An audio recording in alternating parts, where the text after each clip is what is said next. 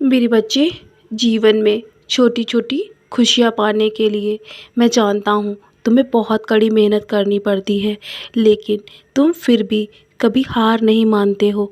मैंने तुम्हारी बहुत बार परीक्षा भी ली है, लेकिन तुम्हारी श्रद्धा मेरे प्रति कभी कम नहीं हुई है, बल्कि और बढ़ती रही है। तुम्हारा विश्वास मेरे प्रति और मजबूत होता गया है मेरे बच्चे।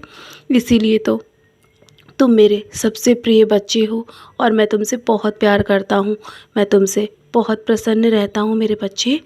तुम बहुत जल्दी तुम्हारी मेहनत का फल मैं अवश्य दूंगा और तुम्हारी इच्छा भी मैं अवश्य पूरी करूंगा मेरे बच्चे।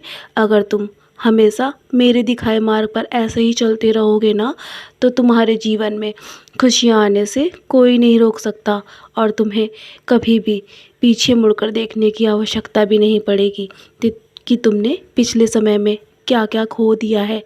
लेकिन आगे जो तुम्हें मिलने वाला है ना, वो तुम सोच भी नहीं सकते। अगर अभी तुम दूसरों के दुख में हमेशा ऐसे ही सहानुभूति रखोगे, तो तुम्हें वही सहानुभूति अपने जीवन में अब वापस अवश्य मिलेगी, किसी भी सहयोग के रूप में। तुम्हारी उदारता और दुख त्याग की शिक्षा देता है मेरे बच्चे। इतना ही नहीं, उदारता त्याग को महत्व भी देती है और त्याग उदारता को सम्मानित रखता है।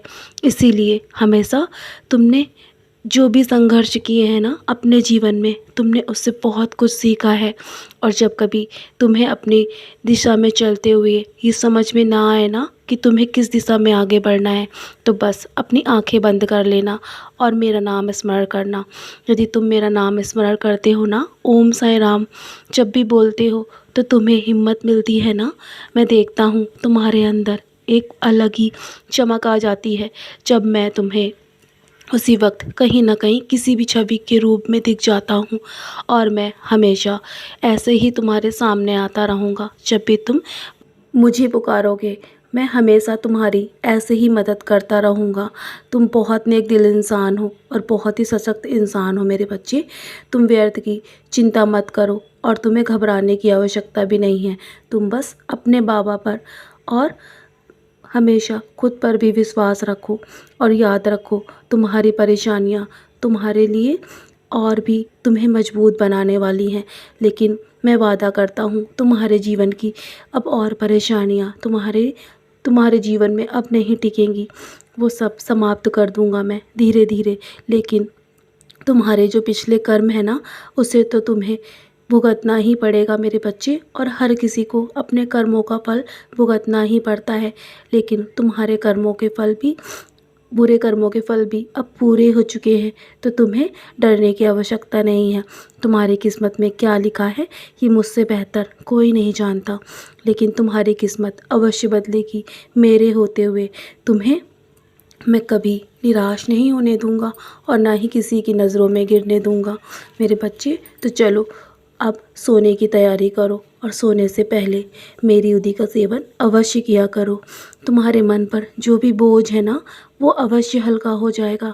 तुम्हें मानसिक और शारीरिक जो भी थकान है ना, वो माथे पर उदी लगाते ही दूर हो जाएगा मेरे बच्चे।